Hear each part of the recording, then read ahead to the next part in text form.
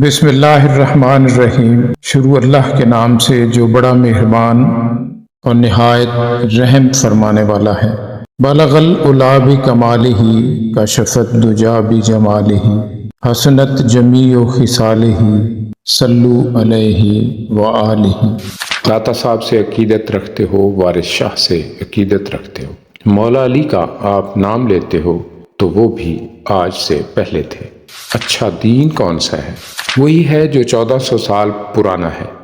لہٰذا اب بحث بند کرو اسلام کے نام پر اور مسلمانوں کے نام پر بحث بند کرو۔ اپنے ماں باپ کو راضی رکھو اور ان کی خدمت کیا کرو۔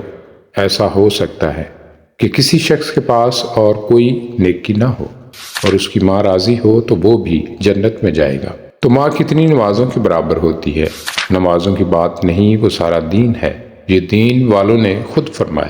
اللہ کا فرمان ہے کہ تم نے اپنے ماں باپ کو پالتے ہوئے دیکھا ہے اور انہیں نہیں مانتے تو مجھے کب مانو گے؟ انہوں نے تمہارے لیے اپنا سکون برباد کیا، تمہیں پالا اور سنبھالا۔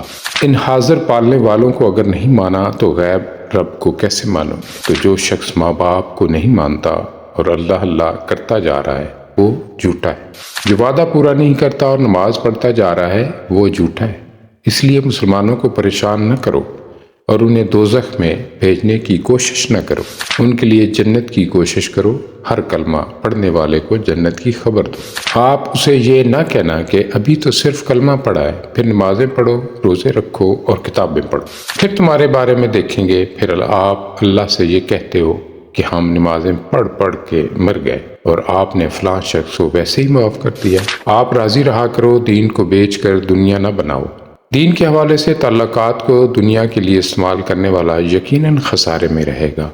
اللہ کی عبادت اور اللہ کے محبوب صلی اللہ علیہ وآلہ وسلم سے محبت اور ان کی اطاعت جھگڑا نہ کرو۔ زندگی کے قریب رہنے کی کوشش کرو، سب کو معاف کر دو۔ آپ اندازہ لگاؤ کہ حضور پاک صلی اللہ علیہ وآلہ وسلم نے مخالفین کو بھی صحابی بنا دیا۔ آپ تو امتی ہو اور صحابی کا درجہ بھی جانتے ہو۔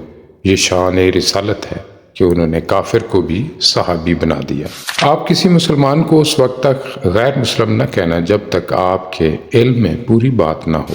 یہ نہ کہنا کہ وہ مسلمان ہے اور یہ مسلمان نہیں ہے۔ کوئی شخص اگر بیمار ہے اور مسجد میں نماز کے لیے نہیں پہنچا تو اس کے لیے دعا کرو۔ یہ عین اسلام ہے۔ دوسرے کا حق اس کے تقاضے سے پہلے ادا کرو۔